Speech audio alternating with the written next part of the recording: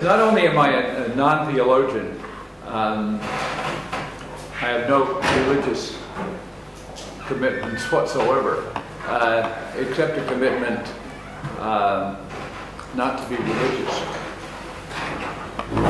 Since, can we do something about that light? For a moment, it's so tricky now because I have to go. Except it just glares in my eyes. But you do not have a PowerPoint presentation. Well, I could do this sitting, I guess. Yeah, would it be better to sit? Yeah, that'll do it. See, we don't need high-tech solutions for many things. Okay. So I wanted, one of the ways to, it seems to me, defend the view is to show that it's better than the alternatives. And so that's what I want to do. And so this talk is entitled Four Perspectives on Abortion Ethics. You want me to go 25 minutes, right? And no longer. I'm going to time this. I'll stop at 10. Whatever happens, I'll stop at 10. Okay, so we can just ramble through four positions and see what the pros and cons are, and we'll get to the conclusion. The first perspective I want to talk about is the reproductive freedom perspective. And a lot of people adopt this view, and they adopt this view for what are certainly seem to be good reasons. Namely, does everybody have a handout, by the way? I mean, you really need a handout. You can just follow along with me. Yes. Who does not have a handout? Yeah, this makes it much easier. You must be handout.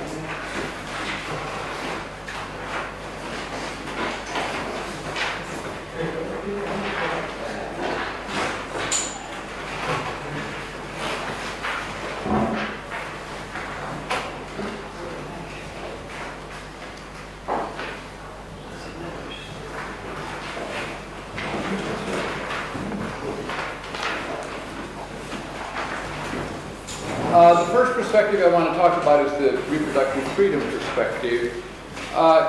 Clearly, reproductive freedom is very, very good. And what people find attractive about the reproductive freedom perspective is that plainly reproductive freedom is a good thing. And indeed, it's a very good thing. And a lot of people are persuaded to take a certain view on abortion because reproductive freedom is such a good thing for reasons that are listed in the handout. The problem, of course, that most people have to confront, and everybody should confront, is that in the case of reproductive freedom, it looks like there may be somebody else involved other than the woman. And nevertheless, people try to lessen that concern by saying, well, we don't know when life begins. And so, as Terry Blackman said in the famous Roe v. Wade opinion, so we don't have to worry about somebody else. But of course, the difficulty here is that, well, the question of when life begins is just a very confused question, because what are you asking when you're asking when does life begin? Are you asking whether the fetus is alive? Well, it clearly is alive. Furthermore, of course, the embarrassing part about it is that we were all fetuses once. Or at least, we were all fetuses once if we are biological organisms. And it seems to me it's pretty clear that we're all biological organisms, although there are people who deny that. And sensible people at that. So, it looks like the reproductive freedom perspective isn't going to go through because we've got to worry about what's called the moral status of the fetus. And so we get to perspective number 2, which is basically the Roman Catholic perspective. But it's not really a religious perspective, although people like to claim that it is. And it's just based on the following syllogism. All innocent human beings have the right to life. Fetuses are innocent human beings, therefore fetuses have the right to life. And that's a pretty decent syllogism, actually. And it's a pretty decent syllogism because the syllogism has two premises. And the second premise is fetuses are innocent human beings, and except, with some little cheats about innocence. This is just a claim in biology. It's not a claim in philosophy at all. It's a claim in biology, and everybody has to accept it if they're going to accept science. So it looks like the innocent human life perspective hangs on the first premise, and the first premise isn't a religious claim, particularly. I mean, anybody who talks about human rights will talk about the rights of all human beings to life. And so, and if you were, say, trying to give an account, which people really don't do, but I mean, most people take for granted that, well, the Holocaust was terrible because, and then you get a similar syllogism. All innocent human beings have the right to life. All those Jews were innocent human beings, therefore they all had the right to life, and that's what gets you the moral view that underwrites your condemnation of the Holocaust. So the innocent human life perspective is also a perspective that looks pretty reasonable to a lot of people. And it's certainly, one can understand why the Pope, for example, is committed to it. But it's got some problems. And the famous problems with the innocent human life perspective are most clearly laid out by Peter Singer. If you look at the first edition of Practical Ethics, there's the Speciesism Objection. And the Speciesism Objection basically is this. To say that we're human beings is to categorize us biologically. How do you get out of the claim that we're human beings, the claim that we have the right to life? There's no entailment there, because the fact that something has a biological property does not entail that it has a moral property. But furthermore, the difficulty you get is what's called the overcommitment objection. And the overcommitment objection is one which, in a way, is very important. If you say that all human beings have the right to life, then it looks like you have an obligation to not to end the life of people who are irreversibly unconscious. They're surely living human beings. You have the obligation not to end the life of the brain dead. I'm not going to argue for this, but it seems to me that in spite of both definitions of death, the brain dead are pretty clearly alive. And so, if they're alive, and if all innocent human beings have the right to life, then it would look like you have an obligation not to end their lives, but that seems absurd. And furthermore, there's an undercommitment objection. If you think that our right to life is based somehow on our being human beings, there may be people, individuals in outer space, who are not human beings, but who we would think for one reason or another have the right to life. So there are problems with the innocent human life perspective, and we need something else. Now, what a lot of people like very much, including at least at one time Professor Harris, who is not here for me to discuss his views. People take the following claim, and this is the third perspective. Our right to life is not based on the fact that we're innocent human beings. Our right to life is based on the fact that we strongly desire to live. And we have a general obligation, we anything to respect the desires of others. The desire to live is a very strong desire. So the right to life and the wrongness of killing ought to be based on people's very strong desire to live, and we should respect that. And of course, that view has a lot to be said for it, and there are a lot of people who have held views like this. It's just the view that we have a strong pro-attitude. Tooley and Singer have talked about our desire to live. Monty Steinbach's talked about our interest in living. David DeGrazia has talked about our prudential concern for our future. John Harris has talked about the fact that we value our futures. Jeff Ryman talks about our caring about continuing to live. People have talked about our hopes for the future. McMahon and Stratton talk about our autonomous will to live. And all of these people are people who ultimately base the right to life on our pro-attitude toward continuing in the future. Now, if that's the basis for the right to life, then of course the speciesism objection doesn't hold, because the right to life in this case is based on the fact that we value our lives. And it's not based on the fact that we're humans. The pro-attitude perspective has another nice feature. It doesn't get us into the problem of overcommitment. Because the brain dead don't care about continuing to live. People who are irreversibly comatose don't care about continuing to live. So we don't have the overcommitment problem, apparently, and we may not have the undercommitment problem either, because presumably if somebody shows up from outer space and you think it's wrong to kill them, you would think it's wrong to kill them because they desire their lives, and you're not worrying about whether or not they're genetically human or not.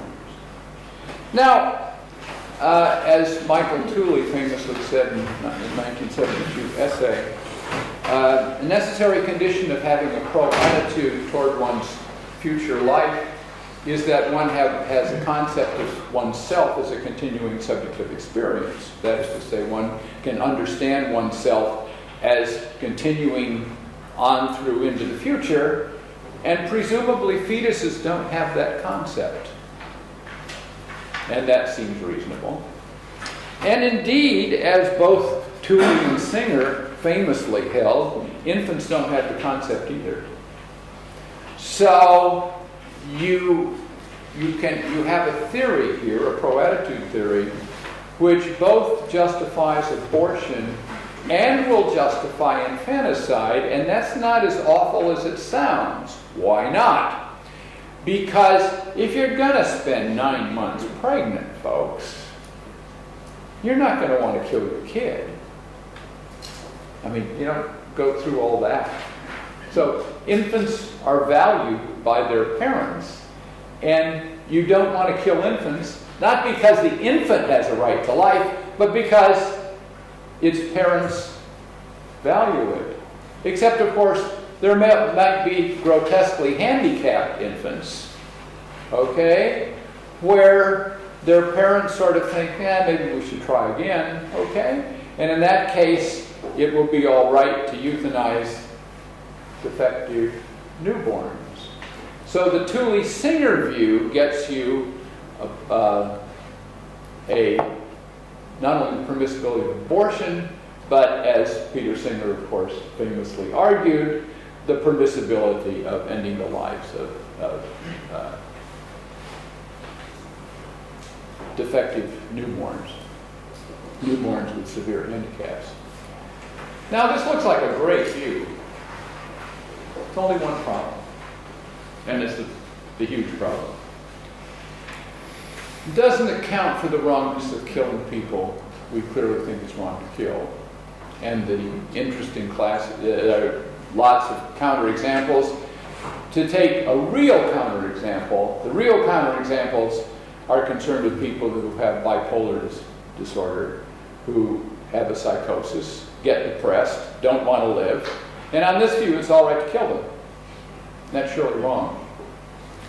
But I mean, we're philosophers, and we can talk about cases like, well, you know, there we are after all this session, and we're at the bar at the hotel, and I put a pill in your drink when you're not looking, pill into your martini that is a suicide pill, and you drink your martini with the suicide pill dissolved in it, and you decide then you don't want to live.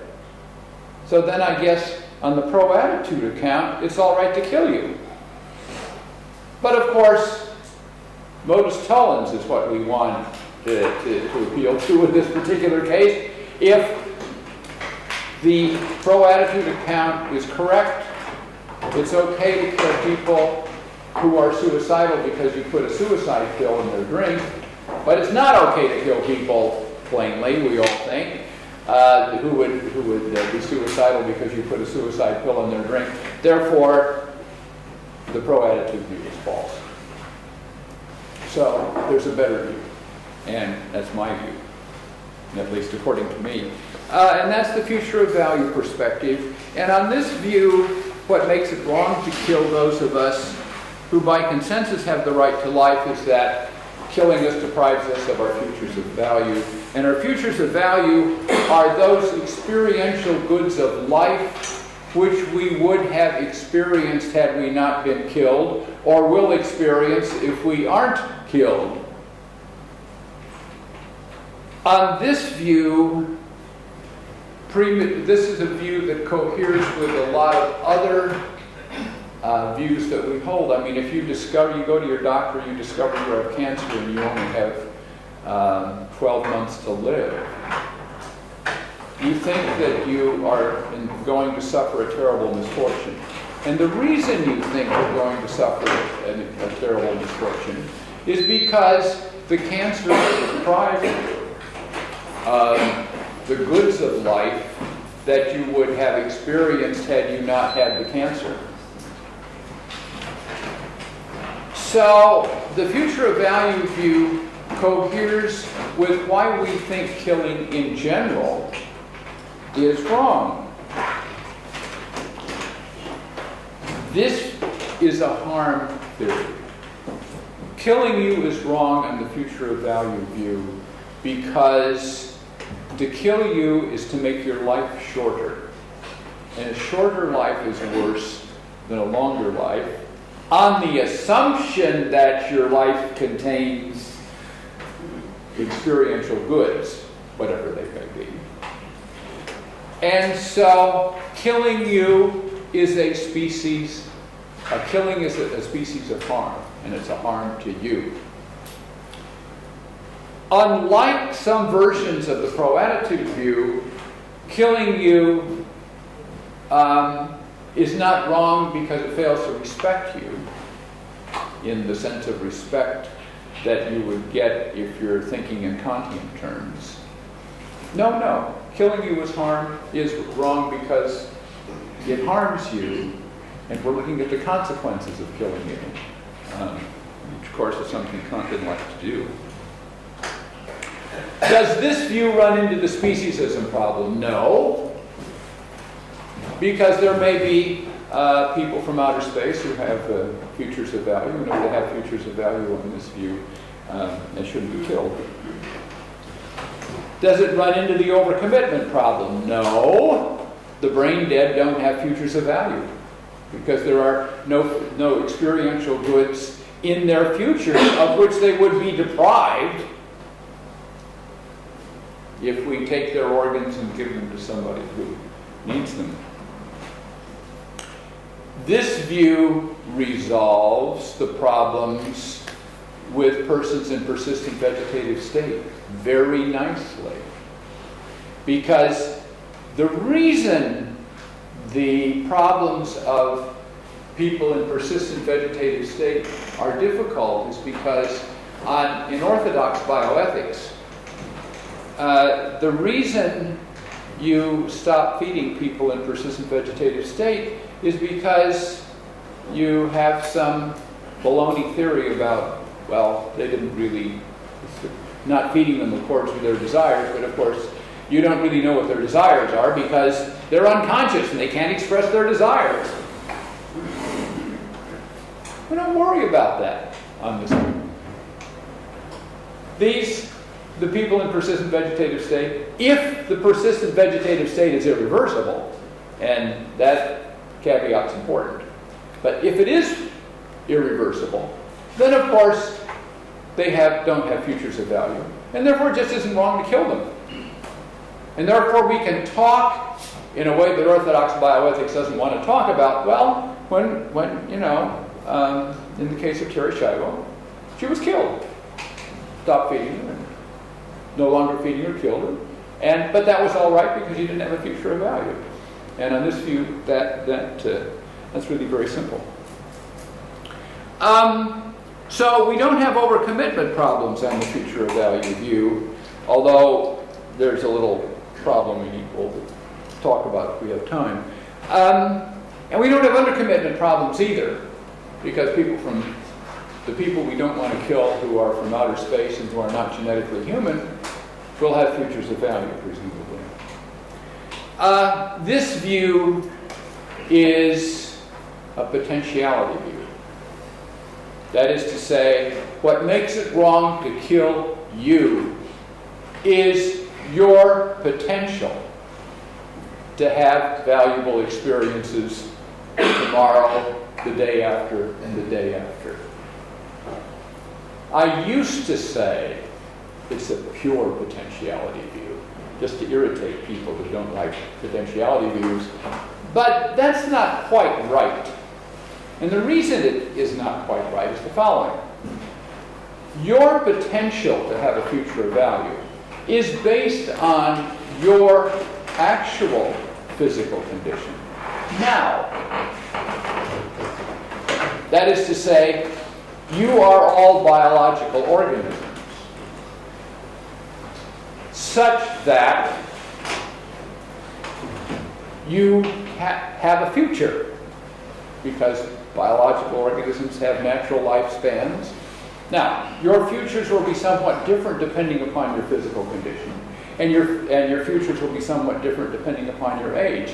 But your nature as a human being underwrites your potential to have a future of value. And so, just as it is true with any disposition, and a future value is a disposition, actually, this is based on an actuality about you, which epidemiologists know about. Okay? So you can go to your doctor, and your doctor can say, Jovan, you're in fine shape. You should live 50 more years. And when your physician says that, your physician is saying, understanding something about your condition now. And what the epidemiologists will call median life expectancy for somebody with a given physical condition. And this is all scientific stuff. There's nothing mysterious about this whatsoever. Now, if the future of value view is correct, then, since fetuses have futures of value, it's wrong to end their lives. And so this view, which has nothing whatsoever to do with religion, has to do with biology,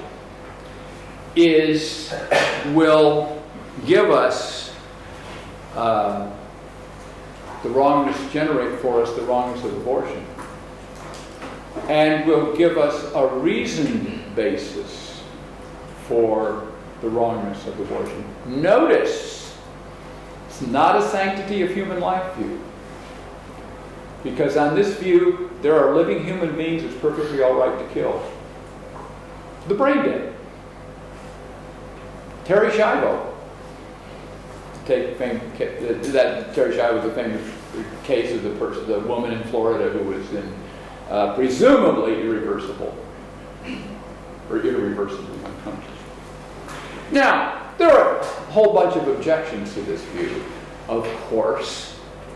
And the reason there are a whole bunch of objections to this view is, of course, that it's not a view we want to hold. I think it's a view that is supported by the arguments, but it's not a view we want to hold. Why? It's incompatible with reproductive freedom. We want reproductive freedom. So, of course, people can figure out lots of objections to the view, and the success of the view turns on countering the objections to it. But I'm not going to talk about that at all because I've already talked for 25 minutes. The objections here are listed 1 through 7. It seems to me that there are, if one holds the future value view, there are adequate responses to all these objections. But on the other hand, there are, of course, objections that smart people think are pretty good. And one does need to deal with those.